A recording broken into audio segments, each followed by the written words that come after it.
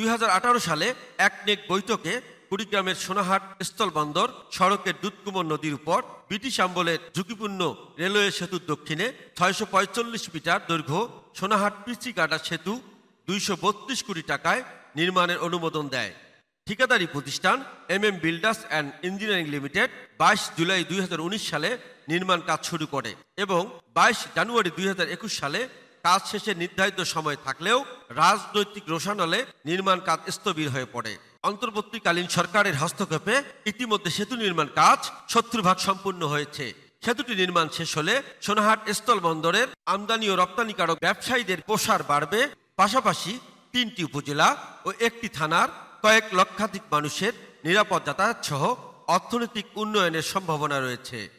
স্থানীয়রা জানালেন, অন্তর্বর্তীকালীন সরকার আসার পরে কাজের অগ্রগতি আগের চেয়ে অনেক বেশি। ইতিমধ্যে কাজ 70% শেষ হয়ে গেছে। দ্রুতই ব্রিজটি চালুর দাবি জানান তারা।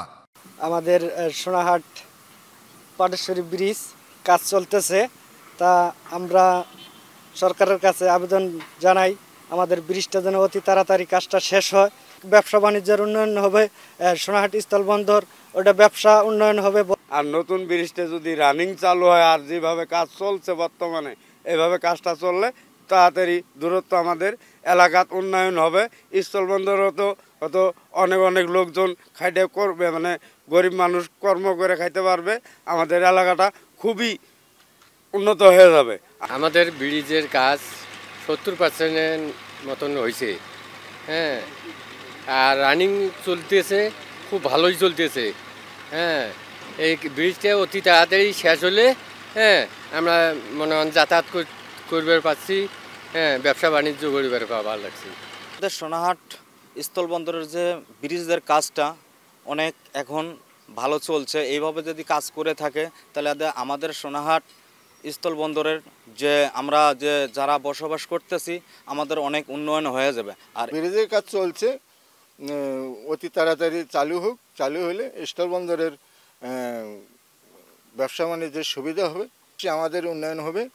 কুড়িগ্রাম সড়ক ও জনপথ বিভাগের নির্বাহী প্রকৌশলী মীর নিজামউদ্দিন আহমেদ বলেন, সোনাহাট পিচিকাটা সেতু নির্মাণ কাজ ইতিমধ্যে 70% সম্পূর্ণ হয়েছে। প্রকল্পের মেয়াদ 2026 সালের জুন পর্যন্ত। আমাদের ব্রিজের যে সুপার স্ট্রাকচার কাজ সেটি আমরা এবার জুনের ভিতরে শেষ করে ফেলতে পারবো ইনশাআল্লাহ। আশা করি যান চলাচলের জন্য ব্রিজটি কমপ্লিট করে জনসাধারণের জন্য উন্মুক্ত করে দিতে পারবো।